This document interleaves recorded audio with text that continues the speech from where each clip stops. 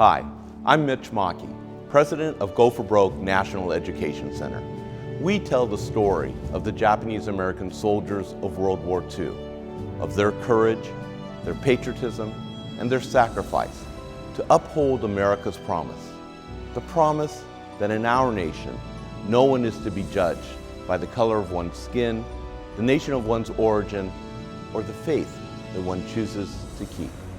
And it is critical that we share the story with future generations in ways that make it meaningful and relevant to them.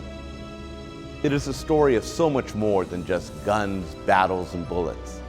It is a story of the Go for Broke spirit and of going all in to defend what one believes in. We held our first ever National Torchbearer Convening in June of 2023.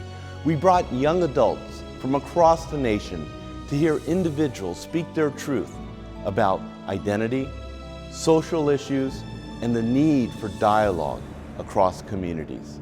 Panel presentations, small group discussions, interactive activities, and even a fun summer festival provided our participants with the opportunity to listen, empathize, and engage with one another.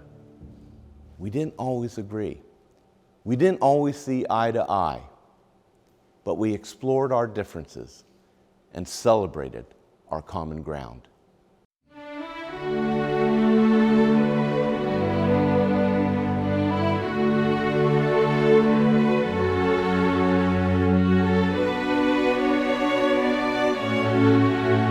Welcome officially to the first National Torchbearer Convening. We're gonna kind of go on a journey together as we unpack identity, the complexities of identity, the social aspects of our identity, and also how it might be parallel to what happened in history of the World War II Japanese American veterans who fought in the face of discrimination. Right or wrong, the Nisei soldiers understood that in 1943, 1944, 1945, loyalty needed to be demonstrated in blood. Late Supreme Court Justice Antonin Scalia said, "What happened to the Japanese Americans was wrong, but you're kidding yourself if you think it will never happen again." In times of war, the laws fall silent. Very chilling words for any of us here who cherish the Constitution, who cherish that we are a nation of laws.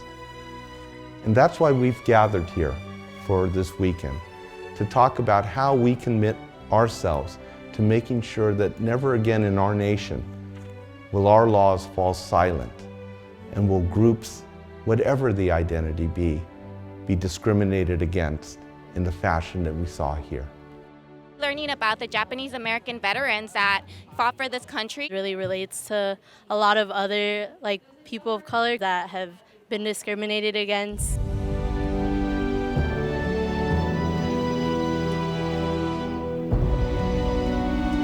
I'm Black Japanese. Coming to understand who I am and whose I am has been very important. I'm a liberal Jew and a very proud Zionist, which doesn't always come easy together. My identity, I like to think of as my internal moral compass. My identities are really a mix of what I wear on the outside and what is internal. I am Hapa, which is half. And so that language defined a lot of how I viewed myself growing up.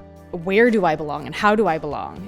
Then when I was about 25, coming out to myself was so difficult and so painful because I had to rewrite. Wow, this is your fault from your presentation. This is everything that you set up from your presentation. Okay, so it's a painful process to have to rewrite your future. When you're marginalized, society tries to tell you that you don't belong, that you don't fit. Live your different normal. What has it been like to build coalitions and relationships with people who are not of the same likeness as you? All of our struggles are different and the same. So sharing what is common among us and being willing to engage in those tough conversations. The most inspiring thing to me was hearing the stories of the 442nd veterans during World War II. But to also use that to kind of springboard into make an impact in society.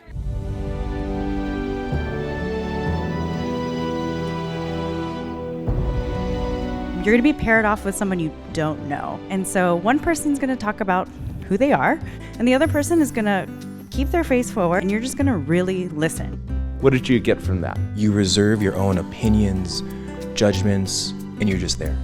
It was helping me to think and think deeper. I got to hear more of Yesenia's story. Keeping the history alive and being storytellers in our own right, healers in our own right, and revolutionaries in our own right. We can better our communities and our relationships with other communities.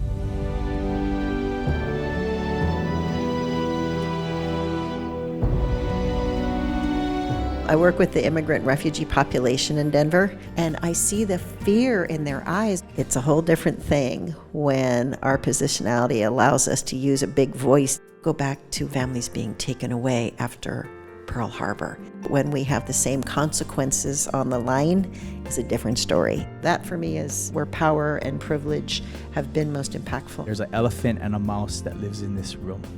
They have to coexist. The elephant, when it wants to stand up, it stands up. When it wants to lie down, it lies down. When it wants to eat, it eats. The mouse, however, it's always in constant danger. In the room of the United States, I'm the mouse. But in the room of Hawaii, as a JA, I'm the elephant. And being able to understand when you're in those kind of roles is important. For the veterans to fight for everything they fought for. And the impact it still has, and also the impact that we want to have and the legacy that we want to continue.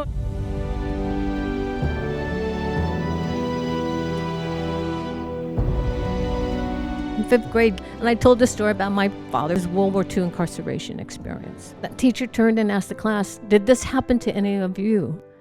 And no one raised their hand. That became my passion as a child, to learn more about my family history. I've had many conversations. Black rage is like necessary due to the things that they've been through. How do you push them to the point of like, all of your experiences are valid? This is good fuel, but it can also be bad. James Baldwin made a statement to the effect that to be black and aware in America is to be in a constant state of rage.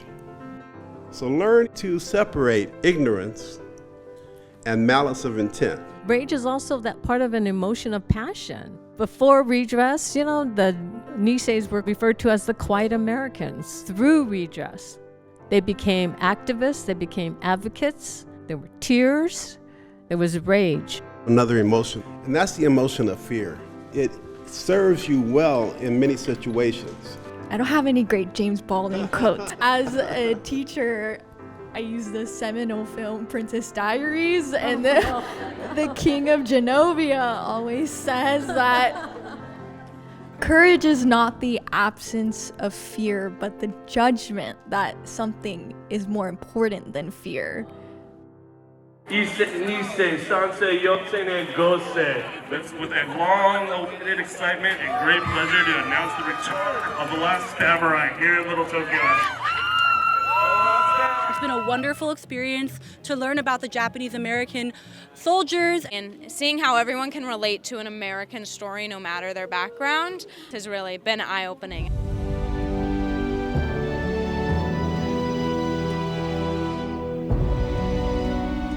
There's always been misinformation. During the lead up to World War II, there was so much racism. The LA Times had a story saying, "Figures show yellow menace." Well, back then, media did have agendas, and they were very bold about it. I definitely use social media mainly because there's a lot of advocates and a lot of activists there who will cover issues that I don't see sometimes in LA Times. How do you curate? I'm curious, what's your process? I'm only following people that I either know are real people. Generative AI now has the ability to sweep the internet and come up with articles that look actually legitimate. 3, 2, 1, People fought back against discrimination during World War II, choosing to serve in the 442nd or the MIS. We could learn from that and grow from there and what not to do in the future.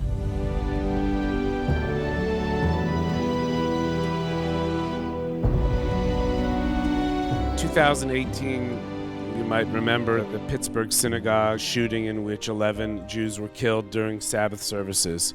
The afternoon of our service of the next week, I get a frantic call from the receptionist. There's these 3 Muslim men standing outside ringing the doorbell. My emotions were raw. I'm like, get ready to press the panic button. I don't let them in. I go outside. I said, can I help you? They said, hi, Rabbi Steinberg. We'd like to stand guard tonight during services so that nothing happens to your synagogue. You know, like I went to that space. We are human beings and we do have these biases, whatever they might be, but to keep them in check is also really, really important.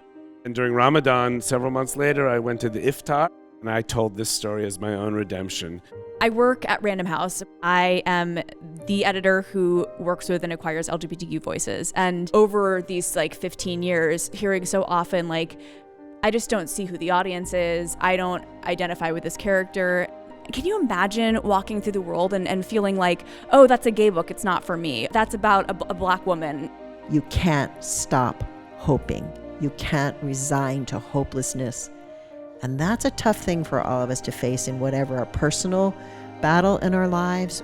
I don't think I'm a savior, but it makes me feel better knowing that I haven't given up the fight. That's hate to hope. Your last Samurai 2023's Big Island, LA! We got to meet a veteran from the 442nd, and to think that our young people could do the same and fight for justice. Letting your courage and your bravery overcome your fear in order to speak out.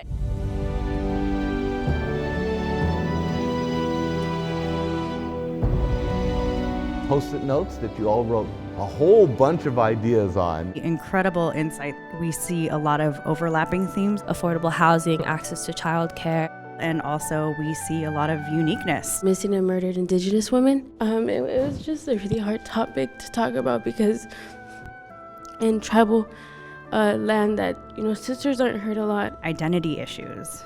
JA history during World War II, how that is so crucial to our identity and how we can use it to really propel us forward in society to make a change. Generational issues. Gun violence and mass shootings. I grew up in the age of lockdown drills and active shooter drills.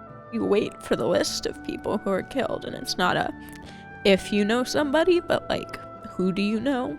The LGBTQ community is being targeted.